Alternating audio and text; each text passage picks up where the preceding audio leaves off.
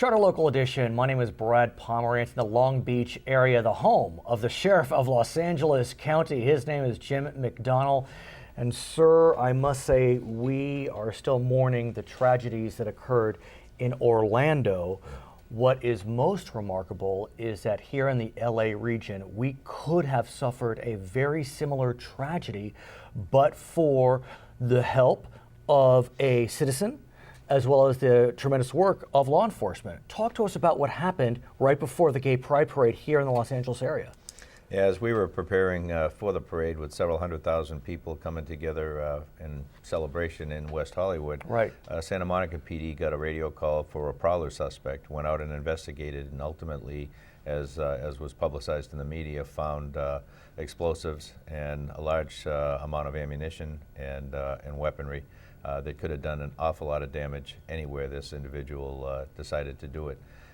And we believe he was looking toward the Gay Pride Parade? You know what? We don't know for sure. We know he intended to go to the Gay Pride Parade. We don't know exactly what his intentions were beyond that. He came out here from the Midwest with the intention of going to the parade. I guess we could speculate that, you know, what was he going to do after that point? That's still under investigation, but certainly very concerning to everybody. And certainly that morning of great concern as to, is this individual by himself? Is he part of a network? Is this a coordinated effort that is also tied into what happened the night before in Orlando? A lot of unanswered questions. So we worked very hard on that this morning. Everybody came that morning. Everybody came together very well, local, state, and federal partners, and put it together as best we could, did a threat assessment, and went forward with the parade. Let's talk about the individual who made that call to the police. Right. It reminds us how important it is that we, just as Angelenos, need to keep our eyes and ears open and be willing to make that call, because the reality is, look, there's a bit of trepidation about getting involved. I mean, God bless you, but getting involved with law enforcement. So talk to us through about that process and how, encourage us, I guess is what I would say. Well, you know, whoever it was made that call that morning could have looked out the window and just as easily gone back to bed. It was early in the morning. They chose not to. They chose to call the police. Police responded and did what they should have done, and ultimately we were able to disrupt something that likely would have occurred, if not right there, then at some point. That person, I take my hat off to them, because they did get involved. We often, you know, you hear the refrain, see something, say something. That counts for the big things and the little things. And by what was a relatively little thing that morning, a prowler call, turned into something that could have been very, very big and very disastrous for all of us here. So we're all very thankful that that individual made that call, took it on themselves to say, I'm going to do something, and that, you know, and that ultimately was probably a 2-minute 911 call, and maybe they went back to bed, maybe they watched what happened, but ultimately potentially saved a lot of lives. I want to talk about crime. When we spoke 2, 3, 4 years ago, we were talking about crime rates dropping. And I was always perplexed as to why crime rates were dropping, because I had been under the impression that with a souring economy, crime would go up because people would feel a desperation. Well, here we are in an improving economy, and yet crime is going up. And it's going up both in LA City and LA County.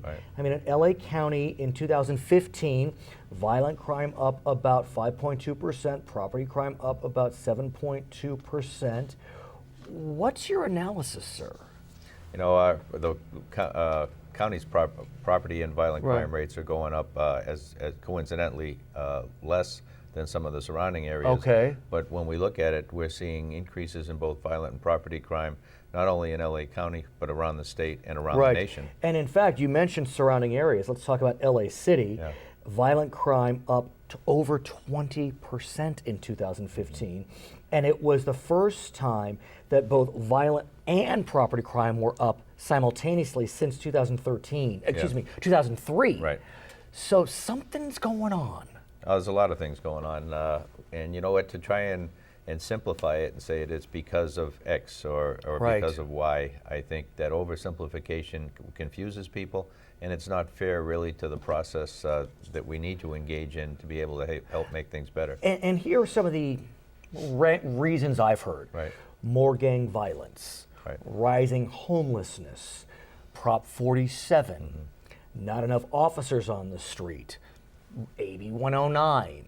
Lots of different possibilities, but like you said, we see crime rates increasing regionally, statewide, and nationwide as well. Right.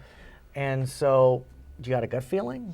Well, I think it's kind of the confluence of all of those factors you mentioned and many others nationwide, because even AB 109 and Prop 47, those are state initiatives. Right. So they would affect California, but not necessarily beyond California, although recently the sheriff of Las Vegas Metro, when asked about his crime rate going up, he attributed it to Prop 47. Come on, our Prop 47 in California. Because of the number of people that go from Los Angeles particularly, but California in general, to Las Vegas primarily on the weekends. Because I guess his argument would be those Prop 47 folks that would have been in jail or prison are now not. That's right. And just to remind our viewers, Prop 47 reclassified certain offenses from felonies to misdemeanors, including and specifically low-level possession offenses. Well, low-level is it's a loaded term, right? Yeah, it's possession of drugs, right? And that could be marijuana, cocaine, PCP, methamphetamine, heroin,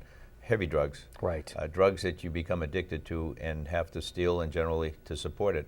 And it also reduced to a misdemeanor from a felony, theft under $950, including guns. Which, interestingly, I'm sure you know, the state is looking at trying to change that one provision. I believe the voters may be asked to do that because Prop 47 was an initiative. It would need to move forward. I want to ask about staffing, though, because obviously we hear about the need to increase the overall need. We all want more officers on the street, I guess you could say. But LA County specifically, I understand, has a shortage of deputies. And the issue, I understand, is not money, it's qualifications. It's not easy to get hired by the LA County Sheriff's Department. Right. Explain that, sir. Well, part of it is money. Part of it is we're budgeted for a certain number of deputies. Would we like to be able to have more than that number? Do we need more than that number? We do. Okay. However, we can't hire to the budget we have now. I see. As fast as we'd like to. When you look at our ability to hire, we have through the Board of Supervisors the budget to hire about 720 deputies a year. So eight classes of 90 candidates in each class. And that's very helpful to us. And that puts us close to our capacity from an academy capacity standpoint. But then when you look at if everyone were to graduate the academy, and we have about a 20% attrition rate in the academy, to get to the academy, 100 applicants apply, and 4 people make it to the academy. 4? 4. So 4? Right. And 3 out of the 4 will make it through the academy. So that means if 100 apply, 2 to 3 become LA County Sheriff's deputies. Right, roughly 3 on average, right. Sir, I mean, in some ways it's gratifying to hear that the standards are so high. Right. On the other hand, should we be looking at whether our standards are too high? Well, I would argue that it's hard to say that they're I don't want to change the standards. I don't want to lower the standards to bring people into the organization. When you think about it, when you call 911 and you get a deputy or an officer roll out to your house, you put an awful lot of trust in them. You're calling them on the worst day of your life. Maybe you had a kid assaulted. Maybe your house was broken into. You were robbed. Any number of different things. You want the best and the brightest rolling up on your I understand in Orange County, their rate of folks who apply and then get hired is a little higher, around 3 to 5%. Do they have different standards, if you know?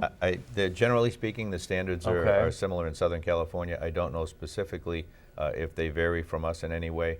But again, you're talking 3 to 5%. That's it's still ballpark of what we're talking about. And that's pretty much the same with the LAPD next door to us and the other Southern California departments as well. But if we're able to hire 720 a year and we were able to retain that number, that sounds tremendous. Until you look at, on an average year, 420 people retire or are separated from service. So the net gain is only 300 and change on that. So You'll it's come challenging. Back? Sure. He is Sheriff Jim McDonnell of LA County. I'm Brad Pomerance. It's Charter Local Edition.